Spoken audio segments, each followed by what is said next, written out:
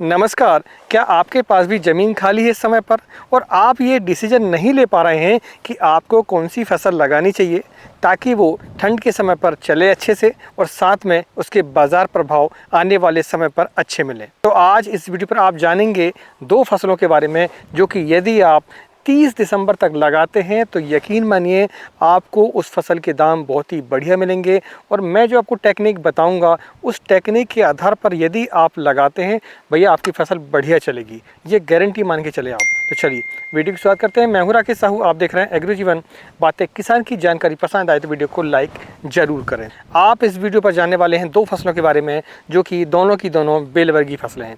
Bell वर्गीय फसलें यदि आप ठंड के समय पर अगेती ले लेते हैं, उनकी पैदावार ले लेते हैं तो यकीन मानिए आपको बाज़ार पर भाव बहुत ही बढ़िया मिलने वाले हैं जनवरी, फरवरी और मार्च के महीनों पर, क्योंकि इस समय पर उत्पादन लेना काफ़ी कठिन होता है। लेकिन चिंता करने की आवश्यकता नहीं है। आप इस वीडियो पर आए हैं तो आप ये समझ के जाएंगे कि आपको ठंड के समय पर कैसे बढ़िया हार्वेस्टिंग लेनी है और कैसे फसल का चुनाव करना है, क्यों करना है, ये सारी जानकारी आपको इस वीडियो पर मिलेगी। सबसे पहले हम जानते हैं उस टेक्निक के बारे में जिससे कि हम फसल का उत्पादन बढ़ा सकते हैं। पहले हमें समझना पड़ेगा कि जब ठंड के समय पर हम किसी भी फसल को लेने वाले हैं तो ज़मीन को किस तरीके से हमें तैयार करना है। तैयार करने का सिंपल मेथड है, आपको गहरी जुताई करनी है। गहरी जुताई करने के बाद आपको बेड निकाल देनी है। बेड निकालने के बाद यदि आपके पास गोबर खाद हो तो आप जो है 4 से लेकर 5 ट्रे तक गोबर खाद डाल सकते हैं। और साथ में आपको रासायनिक खाद भी डालनी होगी। रासायनिक खादों में यदि हम देखें तो डीएपी कम से कम 50 केजी प्रति एकड़ के हिसाब से, दूसरा एमओपी पोटास की मात्रा आपको कम से कम 25 केजी और साथ में सल्फर बेंजोएट की मात्रा अनिवार्य है। सल्फर बेंजोएट को आपको 5 केजी से लेकर 10 केजी तक डालना है। आप अपनी बेसल डोज पर सल्फर को ऐड करते हैं या नहीं करते हैं, आप हमें कमेंट करके ज़रूर बताएं और क्या फ़ायदे हैं वो भी हमें बताएं। देखिए, मैं आपको बताऊं कि सल्फ़र हम इस समय पर क्यों डालते हैं। सल्फ़र डालने का सबसे बड़ा रीज़न हमारा ये है कि अभी क्या है, बरसात गई हुई है, बरसात के बाद ठंड है।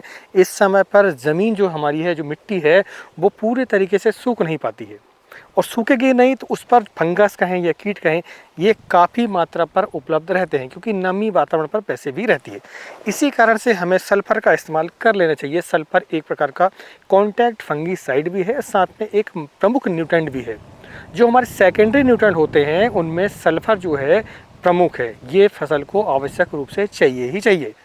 तो आपने सल्फ़र डाल लिया 5 से लेकर 10 केजी तक। यदि आपकी ज़मीन पर ऐसा लगता है आपको कि यार कीटक की समस्या हो सकती है तो फिर आप जो है कम से कम 3 केजी कार्बोफुरान या फिर करटाप हाइड्रोक्लोराइड जो दानेदार में आता है उसे आप जो है 3 केजी से लेकर 5 केजी तक बेसल खाद पर मिक्स करें और फिर बेड के ऊपर डाल दें। आप गोबर खाद डाल रहे हों या फिर रासायनिक खाद डाल रहे हों, खाद डालने का एक बहुत ही बढ़िया तरीका ये है जिससे कि आपको पौधों को पूरा फ़ायदा मिलता है। वो ये कि आप बेड बना लें एक बार कच्ची, इसके बाद फिर ऊपर से बेड के ऊपर ही आप चाहे वो गोबर खाद हो और चाहे फिर बेसल खाद हो उसे आपको डालना चाहिए, ना कि पूरी ज़मीन पर आपको फैलाना चाहिए। तो ये बहुत ही प्रमुख पॉइंट है, इसे आप ध्यान रखें। दूसरा ये कि आपको जब भी आप बेड बना रहे हों तो ध्यान ये रखें दिशा का। दिशा का क्या, आपको उत्तर से लेकर दक्षिण की तरफ बेड हमेशा बनानी चाहिए ताकि आपके पौधे को जब आने वाले समय पर धूप ज़्यादा होगी, टेम्परेचर हाई होगा, मार्च का महीना और अप्रैल का महीना, तो आपके पौधों पर पूरे दिन भर सनलाइट ना मिले। देखिए, जब हम उत्तर से दक्षिण बेड बनाते हैं तो हमारे पौधे को दोपहरी के समय पर यानी कि 11-12 से लेकर 2-3 बजे तक धूप मिलती है ज़्यादा, जो हाई टेम्परेचर होता है। इसके बाद अगर आप देखेंगे तो उगते हुए सूरज में और डूबते हुए सूरज में आप देखेंगे तो पौधे पर एक तरफ धूप पड़ती है और एक तरफ छाँव होती है, तो इससे हमारा जो तापमान है वो मेंटेन रहता है।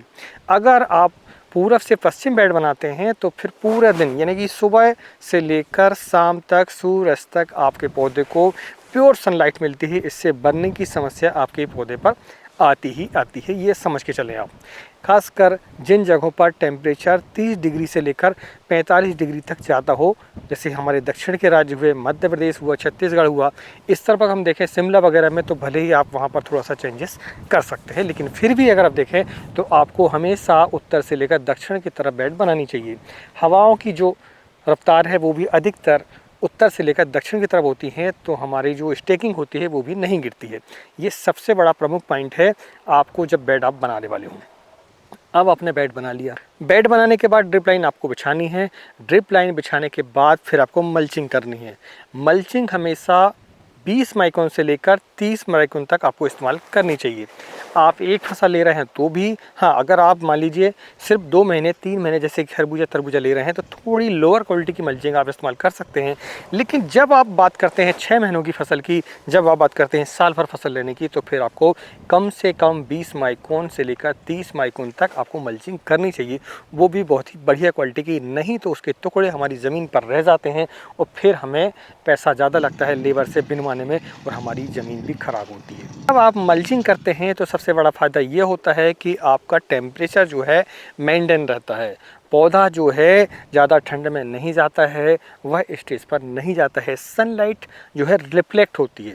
जैसे ही प्लास्टिक के ऊपर सनलाइट पड़ता है और वो ऊपर की तरफ रिफ्लेक्ट होता है, नीचे की पत्तियों पर जो है वो प्रकाश संश्लेषण की क्रिया को भी बढ़ाता है। और दूसरा, जो कीटक हमारे होते हैं, जो छोटे छोटे अंडे होते हैं जो हमारी फसल को नुकसान पहुँचाते हैं, उन्हें भी मारने का काम, स्टेज देने का काम ये मल्चिंग करती है। और खरपतवार नहीं होते हैं तो खर्चा ये कम हो जाता है और फसल में बढ़वार भी आती है। जितने भी हमारे माइक्रो ऑर्गेनिज्म होते हैं, जो हमारे जीवाणु होते हैं, एनपीके के बैक्टीरिया वगैरह, राइजोबियम होता है, आपका केंचुआ होता है, जो भी हमें पौधे के लिए और मिट्टी के लिए आवश्यक होते हैं, वो अंधेरे पर ज़्यादा ग्रोथ लेते हैं। जो हमारी वाइट रूट होती हैं वो भी अंधेरे पर ज़्यादा ग्रोथ लेती हैं। इसी कारण से हमें मल्चिंग करनी चाहिए। मल्चिंग ये सबसे बड़े फ़ायदे हैं। अब इसके बाद आती है बात फसल चुनाव की। इस समय पर जो भी किसान करेला लगाएगा, अगेती करेला कहलाएगा वो, और उसकी हार्वेस्टिंग मार्च के महीने में स्टार्ट होती है। मार्च के महीने में जब भी आपके करेले की हार्वेस्टिंग आती है, आप पता करें मंडियों पर, आपको उसके दाम 35 रुपये के जी से नीचे नहीं मिलने वाले हैं। वैसे भी करेला 25 रुपये के जी से ऊपर ही सेल होता है हमेशा। लेकिन जब अगेती करेले की बात आती है तो बड़ा करेला हमारा 35 रुपये, और जो छोटी करेली होती है, जो देसी सेगमेंट होता है, उसकी हम बात करें तो वो करेला आपका 50 रुपये से लेकर 60 रुपये के जी तक होलसेल मार्केट पर बिकता है। तो आप करेले को इस समय पर लगा सकते हैं। बात आती है अब कि वैरायटी कौन सी लगानी है। तो वैरायटी जैसा कि मैंने बताया कि छोटी करेली एक, दूसरा बड़ा करेला। अगर हम छोटे करेले की बात करते हैं तो 13-15 जो कि BASF नैनम्स का आता है, उससे आप लगा सकते हैं। हमने लगा कर देखा है, बहुत ही बढ़िया रिस्पॉन्स है, बढ़िया हार्वेस्टिंग आती है, पौधा अच्छे से चलता भी है, मार्केट पर उस फल की डिमांड भी होती है। दूसरा है सिंजेंटा कंपनी का लिटिल चैम्प। लिटिल चैम्प को भी इस समय पर आप लगा सकते हैं। आपको ध्यान ये रखना है कि आपके मार्केट पर किसकी डिमांड ज़्यादा है। दूसरा ये कि जर्मिनेशन की समस्या थोड़ी सी आती है। जर्मिनेशन कैसे लेना है, हमने उसके लिए एक प्रॉपर वीडियो बनाया हुआ है, आप उसे जाकर देख सकते हैं आई बटन पर।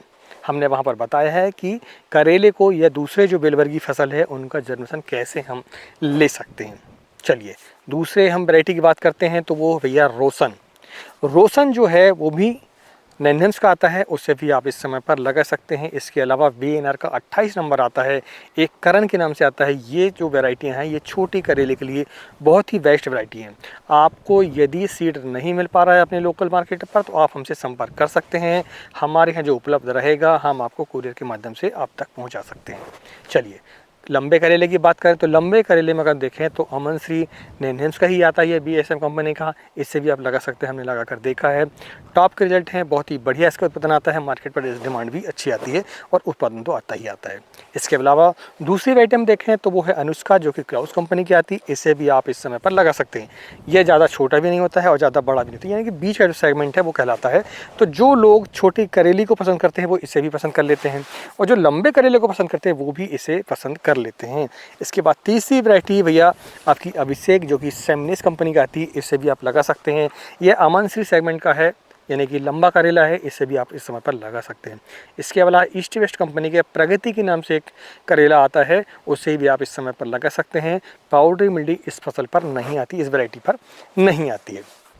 पांचवी वैरायटी अगर हम देखें VNR का आकाश, ये भी आप इस समय पर लगा सकते हैं। VNR के जो सीड हैं बहुत ही बढ़िया सीड हैं।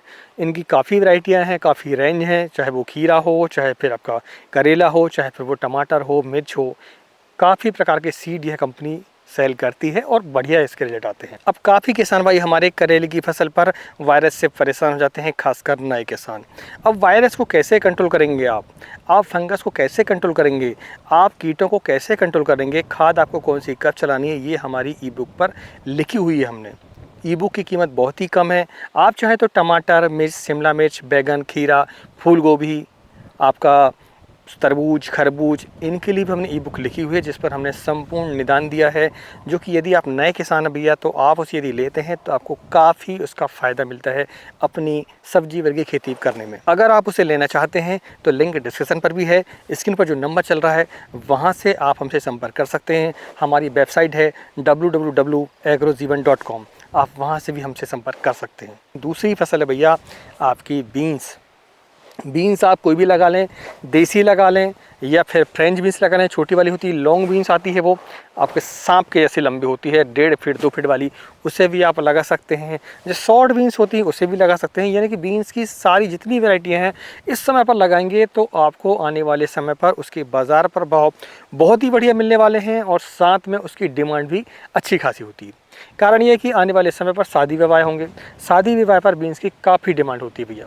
आपने देखा होगा कि शादियों पर जो है मिक्स वेज का काफ़ी चलन है, उस पर जो है बीन्स की काफ़ी डिमांड होती है। उसमें भी ये देखें हम तो सारी वैरायटियां जो है सफल नहीं हैं। उसमें 2 वैरायटियां अगर हम देखें तो हाइब्रिड हैं, वो है आपकी धरती सीड की, एक है बबली और एक है आपका सरली। बबली थोड़ा डार्क ग्रीन में आता है और सरली थोड़ा सा लाइट ग्रीन में आता है। दोनों में से कोई भी वैरायटी चयन करते हैं तो आप देखेंगे आपका उत्पादन अच्छा आएगा, साथ में उसकी मार्केट पर डिमांड भी होगी। आप देखें अपने एरिया पर आपके यहाँ डार्क ग्रीन चलती है तो डार्क ग्रीन लगाएं, या फिर आपके यहाँ अगर लाइट ग्रीन चलती हो तो आप सरली को भी लगा सकते हैं। तो मैंने आपको 2 फसलों के बारे में बताया है जो कि यदि आप 30 नंबर तक लगाते हैं तो आपको काफ़ी मुनाफा होने वाला है, आपकी फसल अच्छी चलने वाली है। अगर जानकारी पसंद आई हो तो वीडियो को लाइक करें, पहली बार चैनल को सब्सक्राइब जरूर करें।